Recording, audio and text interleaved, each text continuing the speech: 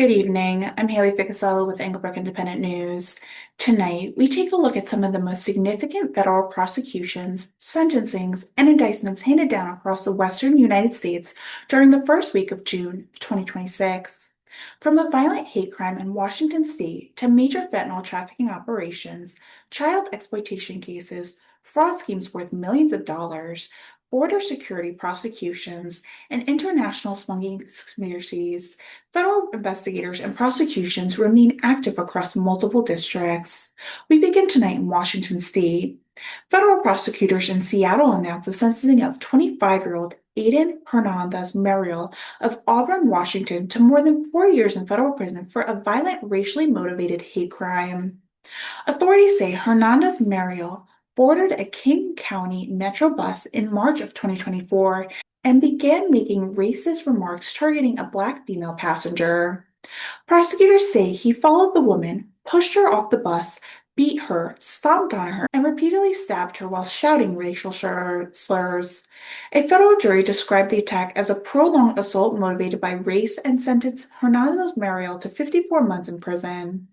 In another major case, Mexican national Iris or Ariana Armando Garcia was sentenced to 15 years in federal prison for helping lead a nationwide drug trafficking organization responsible for distributing methamphetamine, heroin, and hundreds of thousands of fentanyl pills across the United States and internationally.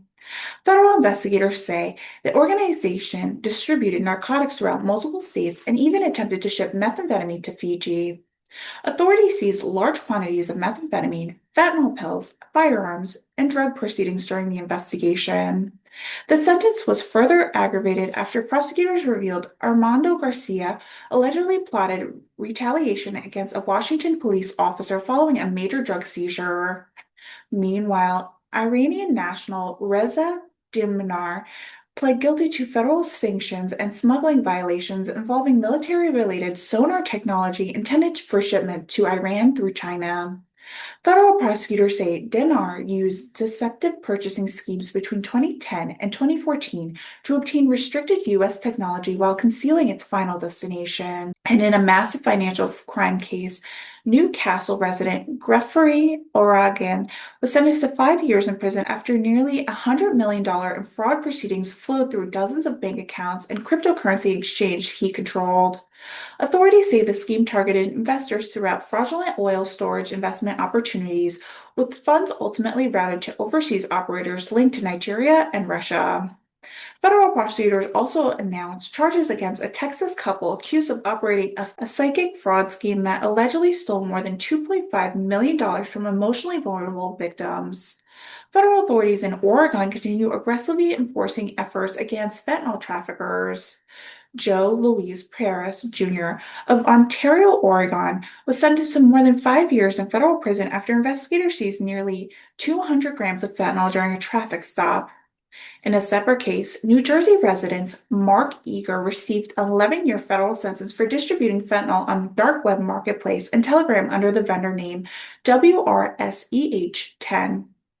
Investigators seized fentanyl powder, carfentanil pills, computers, and drug distribution records linked to the shipments sent across the country.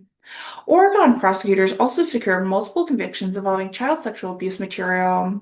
Ryan Scott Gross of Coss County was sentenced to more than 8 years in prison after investigators discovered thousands of illegal files being distributed online.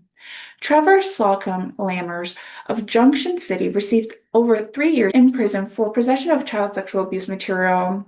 And Eugene resident Gino Rancho Castle was sentenced to 12 years in federal prison after prosecutors proved he used an online platform to solicit sexual explicit images from minors and distribute child exploitation material.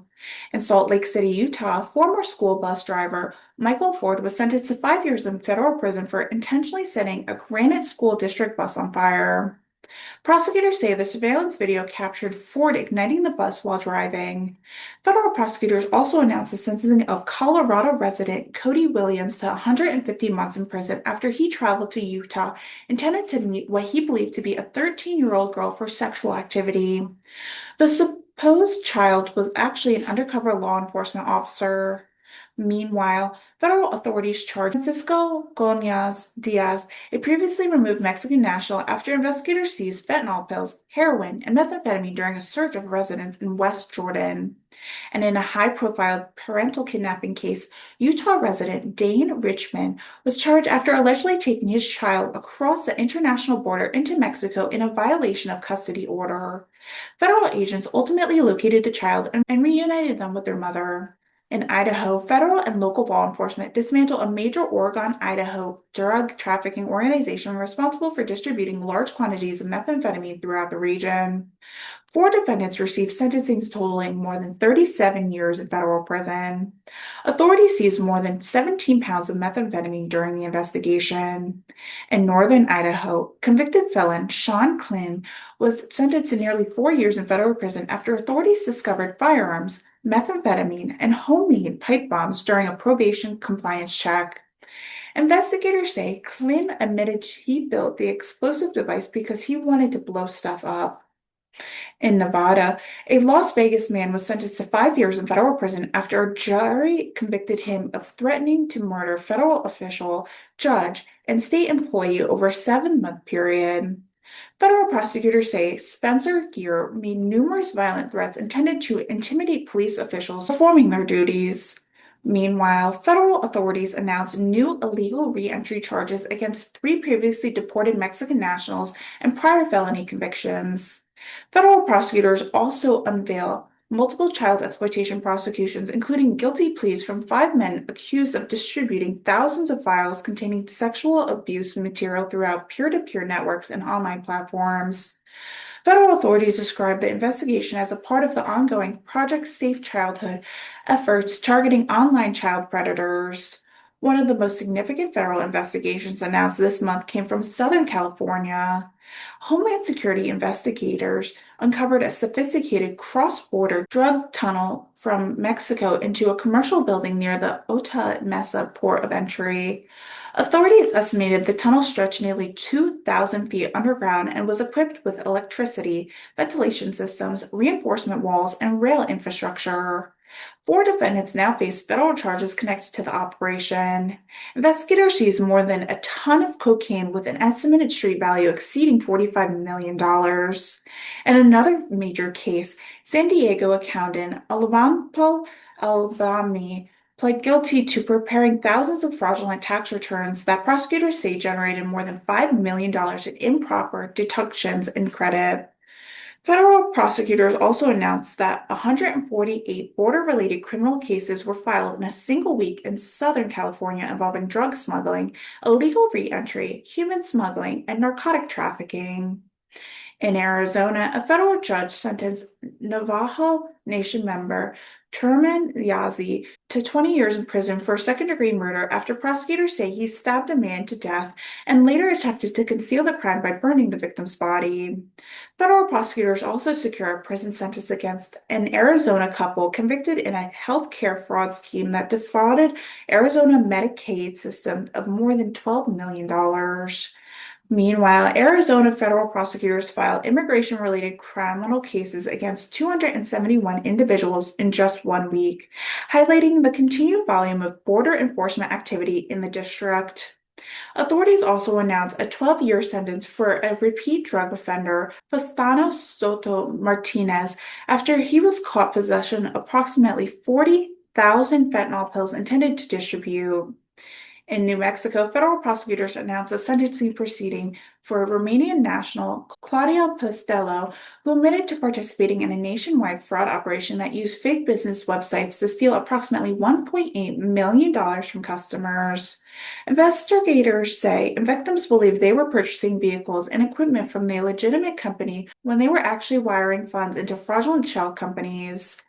Federal authorities also charged 3 New Mexico men in an alleged elk hunting tag fraud and tax conspiracy scheme involving years of fraudulent applications and concealed incomes.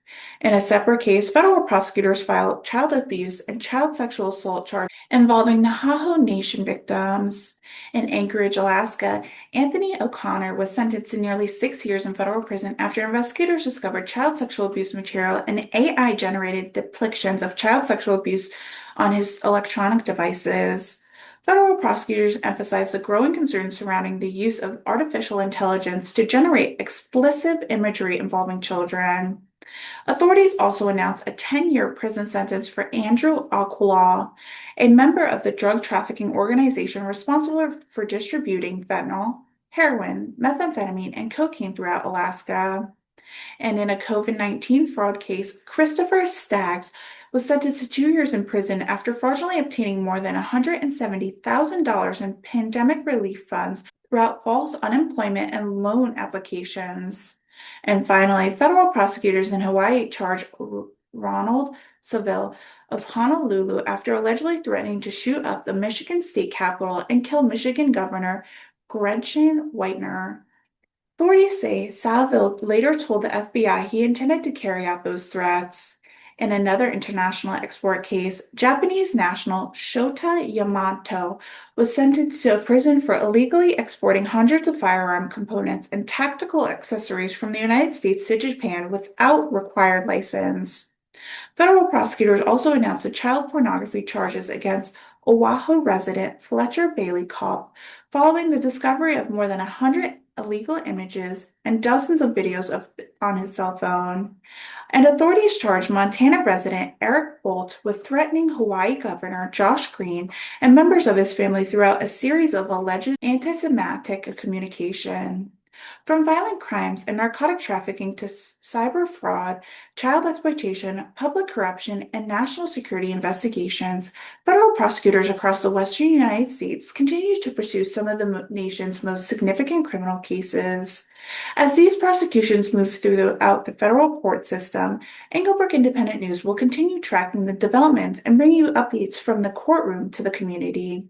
For Englebrook Independent News, I'm Haylee Ficuciello. Good night, and thank you for watching.